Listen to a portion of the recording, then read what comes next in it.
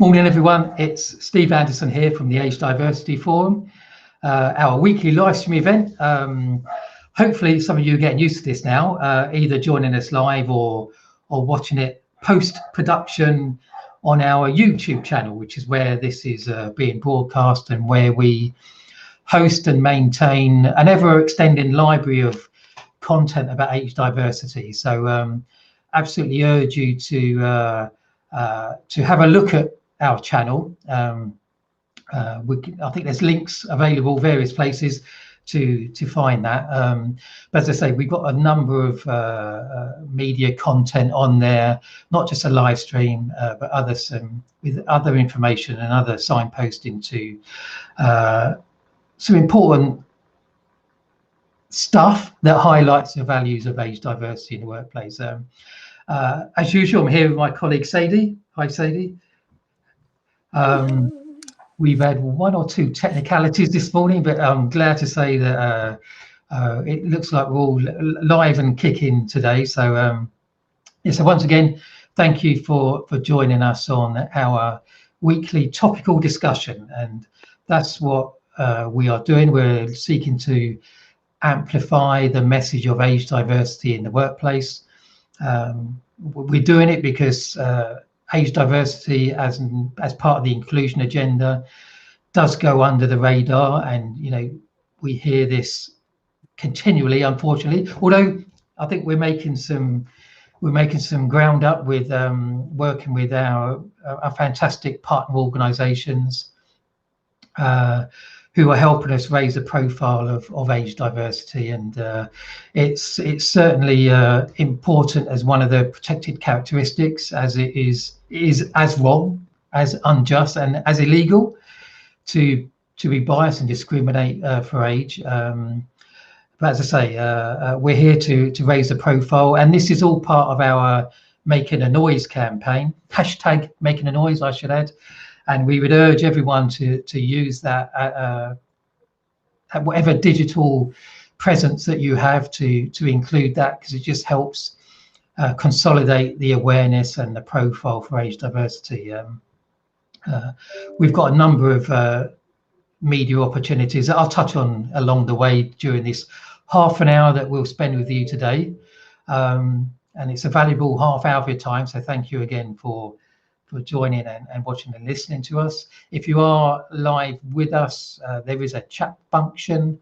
I think if you don't have a YouTube channel, I think there's a bit of slight bit of admin required. Is that right, Sadie?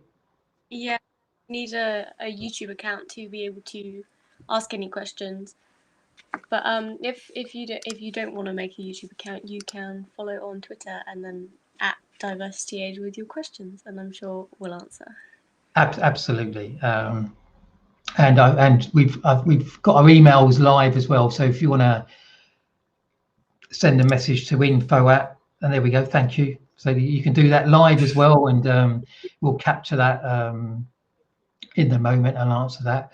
Over the last few weeks, one of the main topics of conversation has been about the multi-generational aspect of the workplace, and the fact that now in today's world you could have up to 2, 3, 4, 5 different generations of people within the workforce, and if we can capture and that depth and breadth of knowledge or know-how, of technical competence, of experience, then we're well on the way to achieving some real great value for organizations, and the benefit of that will be output, performance, development of product, of services, all things that are really important for business as businesses look to transition out of this COVID pandemic. And I noticed this week, was it just yesterday, that certainly in the UK, the economists are identifying, real big potential boost to the economy. I think from our discussions with business and with industry, a big part of that successful transition will be those organisations that progress with a purpose, with a good reputation, and part of that purpose and social value is inclusion. I think during this pandemic, we've all learned about values, different values, and maybe some more vocational aspects. Whilst we've been in lockdown, or whilst we've relied on certain services to help us, all maintain a way of living. But in the workplace, we found a new way to work, and I guess this is part of that process as well. Using different media and talking to one of our champion partners this week to echo something else in the news this week, that many people that have been working remotely may not actually go back to the office environment. This might become part of a new normality, that we work from home, we work from remote locations that allow for a more flexible approach to working, whilst maintaining some safety conditions of COVID. And I think, Sadie, you've seen that as well from the educational perspective, that working remotely has been okay to a point, I guess. Yeah, we've been half and half for a couple months now, but working remotely is okay. I feel like I get more work done at home, but obviously there's no social side to it, so it's not necessarily boring, but I've got no one to interact with, so sometimes the work is harder. Yeah. But yeah, even just filming, we've got COVID certificates to fill out, so it's definitely had an impact. Yeah, and as I say, speaking to one of our champions this week, mentioned that over since the first lockdown, their organisation, the Financial Ombudsman Service, has been mostly working from home, but there are pros and cons to that. Some of the pros, as you say, you may get work done. Some of the cons are it can overflow and mix maybe too much with home life, and it certainly requires a discipline to try to differentiate between going to work, but also maintaining the home environment as well. So there can be a fine line there, particularly if we're working from kitchen tables and the like, or laptops literally from the lap, rather than if we're fortunate enough to have a home office or whatever. But also the getting back to the workplace offers that social interaction, that opportunity to have that face-to-face interaction, which is important for not just work life, but our whole social connection. So the inclusion, discussion, conversation, appreciation, the consideration for it is so important at many different levels. And from the age perspective, from that multi-generational perspective, it's probably it should be top priority, because age does transcend all those other diversity agenda, all those other protected characteristics. So it gives a real opportunity to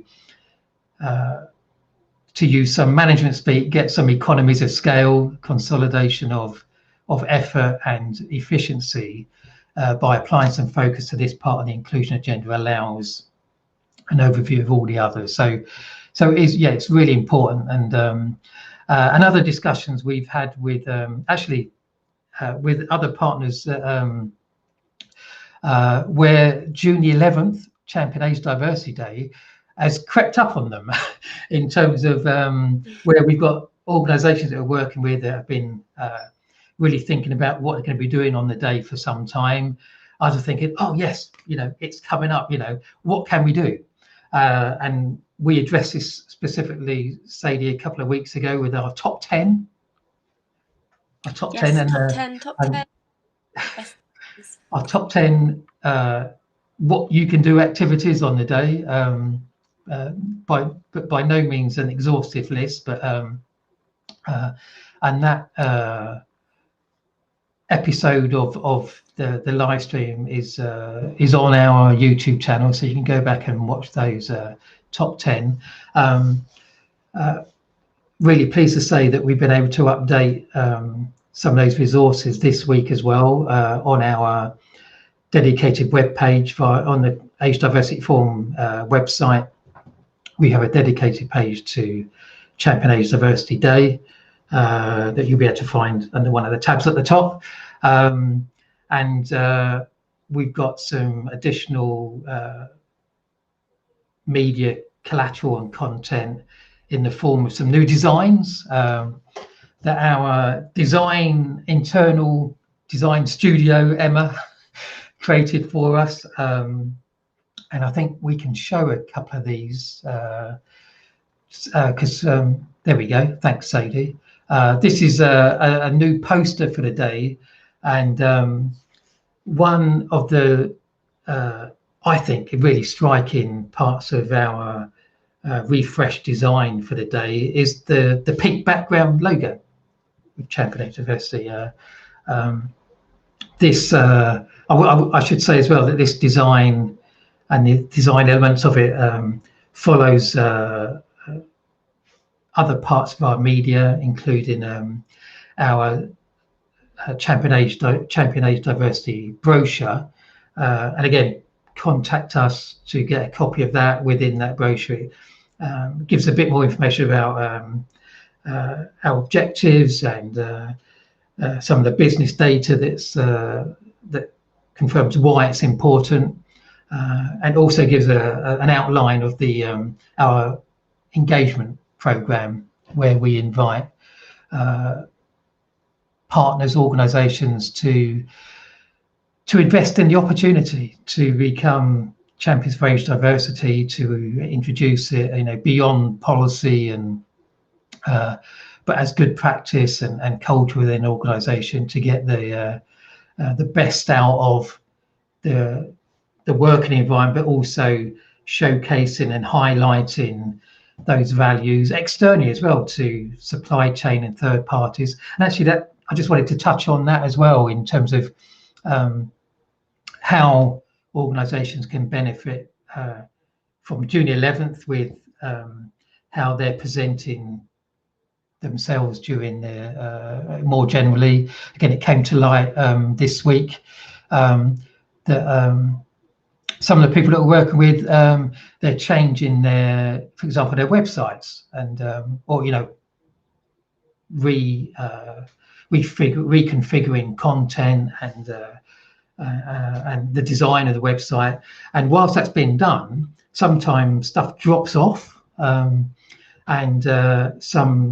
maybe some of the inclusion and diversity elements aren't as apparent as maybe they were, and you might have to dig a bit deeper to find them. And so speaking with some of our partner friends this week, they were sort of when I pointed out to them, they what, we didn't understand this has happened, and they want to change that. And through some of the stuff that we're doing for Champion Age Diversity Day, I'm going to find one of the other bits of media. So if I just give me a moment just to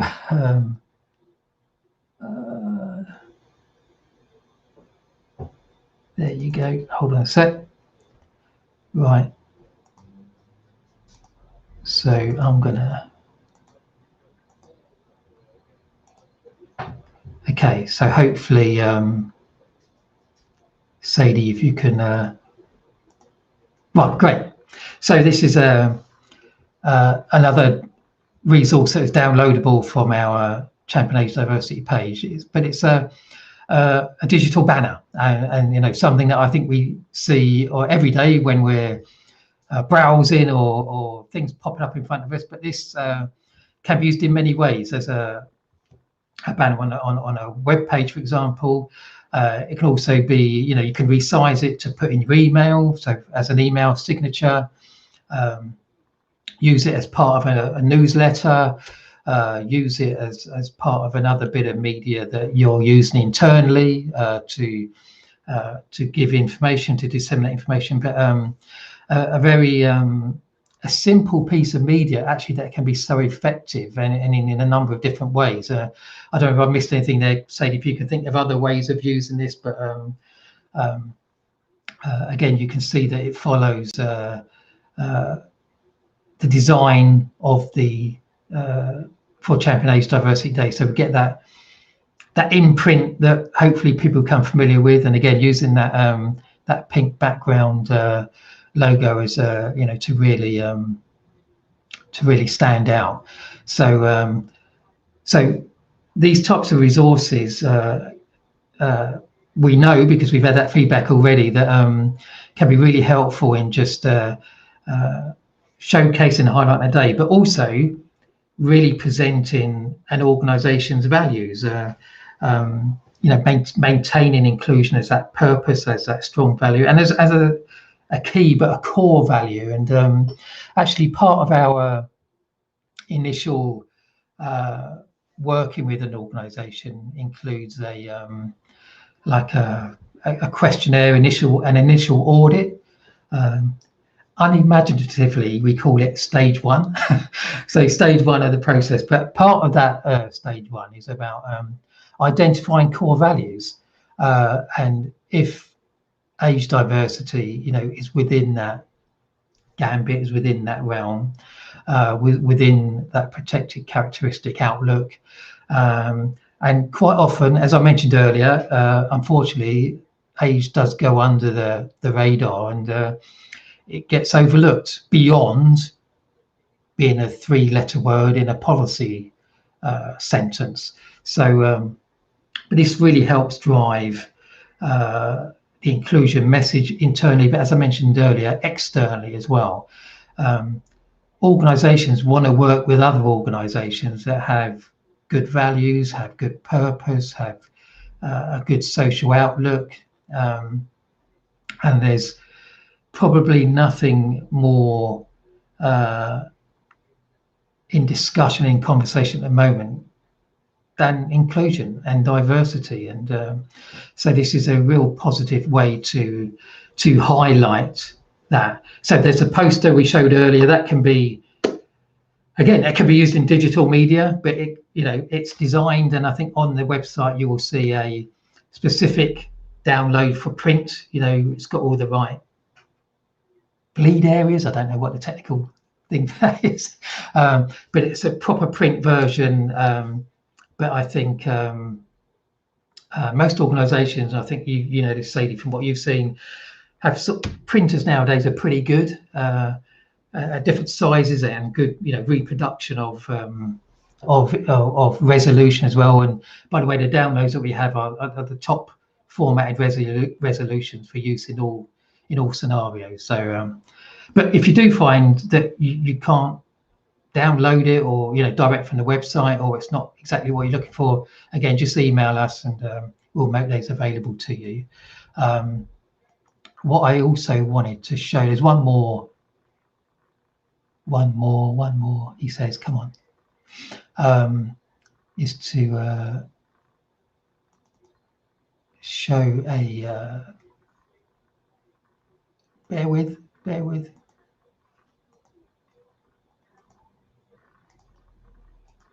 Okay, so hopefully, again, can we make that available? Excellent. A T-shirt. Really pleased to hear that some of our organisations are also having T-shirts printed. I must admit, we weren't produced anything ahead of this, but when we found out that organisations were doing this, we thought, well, let's help that process and create some designs. So again, Emma did some designs for us, and we've got 2 on our web page to download, you know, as ideas. There's this one with just a really, hopefully, you know, a bold message about you know, there should be no barriers because of age in the workplace. And along with this bold statement, Sadie, we released the first part of our new series this week. Is that right? You've gone quiet, I think. Don't know if you're on mute or you may need to. Sadie's just going to. We had this issue earlier where we had some silence, so I think Sadie has to reconnect. Every time, I swear. There you go. There you go. So I spoke Anyway, in there, Sadie. So yeah, so we had the first edition of our new series. Is that right this week?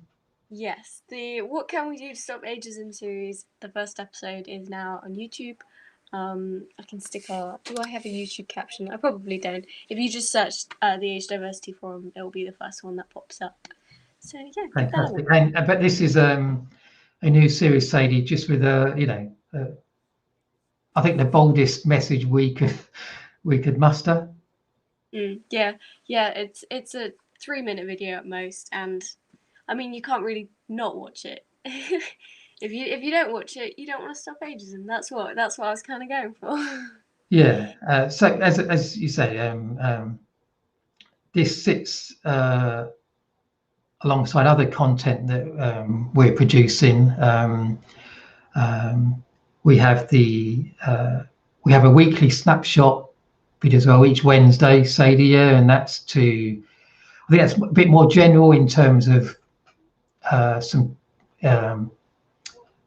insight, but also some signposting to other things. Is that right? Yeah. So it'll detail any upcoming events like the new series or the live streams, and then we'll have a quote that will just make you think about age diversity and maybe what you can do to help and what problems not having age diversity causes. Yeah. Just stay up to date with those. They're about 30 seconds long. Yeah. Takes 2 seconds. But the what can we do series, this is a bit punchier in terms of let's get into the serious challenges and but also offer a practical solution to answer that question. What can we do? What is it that we can do? So identify the real challenge of ageism, and let's stop it. Let's and what can we do to do that? So many times we've asked, like for June 11th, and we've just been talking about that and some of the resources that we've made available. As part of that webpage, you'll see a list of suggested activities and things that you can do. Because we've been asked, what can we do on the day? And I mentioned the top 10 again. Go back to the YouTube channel and go. We had to hear from us, some of those activities that you can do. Again, this what can we do series. Now that's what it's been described. Is it WCWD? What can we WCWD? What can we do?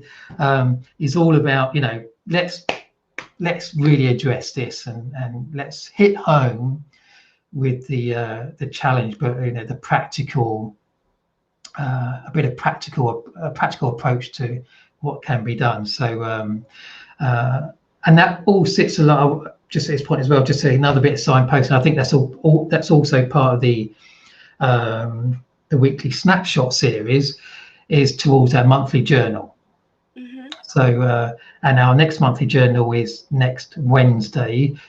It was due to be this Wednesday, but it was a bank holiday in the UK, so it got put back by a week. But again, that monthly journal is a regular opportunity to showcase challenges, but also seeking to address what organisations are doing to not only promote age diversity, but what are they doing practically. And again, this came up in conversation this week with a new champion partner this week about as being part of our Champion Age Diversity programme and partnering with us.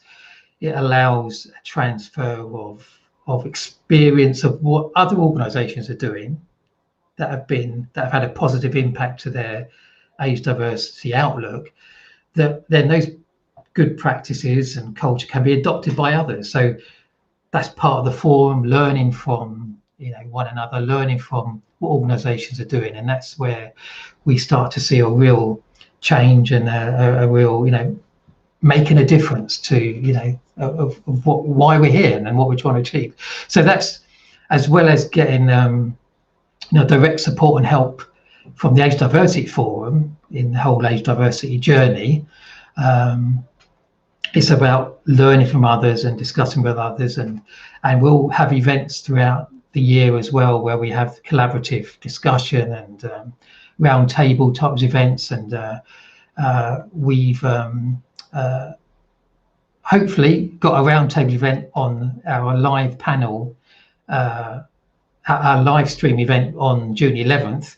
And just to quickly highlight that, because got some exciting news on that in terms of we've got our panel discussion that follows on from last year's discussion in terms of a general discussion between industry groups about why it's important for them. Been really grateful. We've got a fantastic speaker lined up, and we'll be announcing a bit more of that in the next week. But hopefully as well, we could have a roundtable event, a young people's roundtable event. Again, I touched on it earlier. A lot of our recent discussion has been about the multi-generational approach to age diversity in the workplace and why that's important, but also some of the challenges that we've seen recently, whether that's through some direct experience and anecdotes that we've received as well, but also there's been stuff in the press. There's been quite a bit of journalism around issues where younger people have felt an adverse effect of age, and so we are hoping that that's going to be. We've been planning to do it as an event, but we thought let's just do it as a live event on the day to really showcase again multi-generational aspects. So the June 11th, as well as we're inviting everyone to get involved in any which way they can. Organisations to do their thing, to showcase it, whether it's through putting posters up using digital media, whether it's to get T-shirts printed, whether it's I think one of the key aspects, just to reiterate, as part of what we talked about in our top 10, and it was our number one, I believe, is to initiate a discussion with a colleague. Yeah, number one. Fantastic, thank you, Sadie. And if you can, with a colleague, maybe from I talked about earlier that there's generally now can be up to sort of 4 or 5 different generational groups within an organisation. Let's really smooth out those, baby boomers, Gen X, millennial categories, and make it about all age groups working together. So whatever your age, let's create a fair and equitable environment for everyone. So yes, number one, and it's probably the simplest thing you can do. It just takes some intent to reach out, to realize the values and the power of engagement across generations. So, you don't have to go and print a poster out for it, although please do, and put it up in your workspace, in the canteen, and we're going to have some behind us soon. Right here. just to highlight it as well. But yes, have that conversation. It can be really powerful and make a real difference. So on that note, we're rapidly approaching a half hour, which we always seem to do. So hopefully today, we talked a bit, some of the topical discussions going on with our champion partners, with what we've seen in the news about the economy, about flexible working. But all of this we can channel at least once a year. So if you don't do anything else for the rest of the year, June 11th is the day to really highlight age diversity. And I think if you do get engaged just on that day with some of the resources that we're making freely available to you guys, then hopefully that spurs a conversation, a discussion, a continuation of that opportunity throughout the rest of the year. And do that with us. Do that with the Age Diversity Forum. We'd love to hear from more organisations who want to take it on as one of those core values that we talked about earlier. Yeah, so reach out to us through, just email us, connect with us, via our YouTube channel, and do that. Let's do that thing that I think all YouTube say. Oh yeah, when the video comes out on YouTube, feel free to comment, like, and subscribe to the channel. Like and subscribe. Fantastic. But seriously, our YouTube channel, thanks to Sadie, is burgeoning now with some fantastic content. And I say every week now we've probably got, well, now with a new series, we've got 3 new bits of information going up. So please keep tabs of it, and we'd love to hear from you. And to end on our mantra of the Make Noise, join us on the journey. It's a complete open invitation and a warm invitation. We'd love to welcome you to the discussion, to the organisation being a partner with us. It helps us sustain momentum and to maintain the purpose. So thank you for watching, listening. Thanks again, Sadie, for being our editor-in-chief and keeping everything on track. And if not before, we'll see you again next week.